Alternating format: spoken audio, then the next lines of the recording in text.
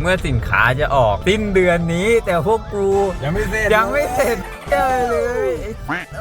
ใช่ครับเมื่อเด็กจบใหม่อยากมีธุรกิจเป็นของตัวเอง แต่สินค้าต้องออกสิ้นเดือนแล้วแต่ยังไม่เสร็จไอเลย ถ่ายกูเหรอ นี่แน่ถ่ายคืน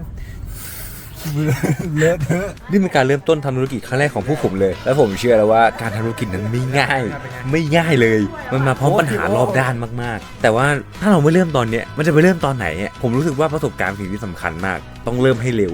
ล้มให้ไวลุกให้ไวเพราะฉะนั้นไม่ว่าธุรกิจนี้จะไปรอดสำเร็จไม่สำเร็จไม่รู้เลย แต่พวกผมจะทำมันให้ดีที่สุดฝากเป็นกำลังใจให้พวกเราด้วยครับสวย ไปละ ไม่เรายังไม่ได้นี่เลย เรายังไม่ได้ของที่เราต้องการเลย ใช่ ที่แรกไม่มี เราอาจจะต้องสั่งผลิตหรือเปล่า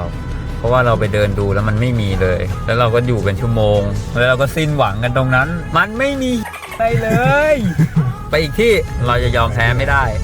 ปาดซี่ก็ปาดเลย บาทอะไรเราไม่เอา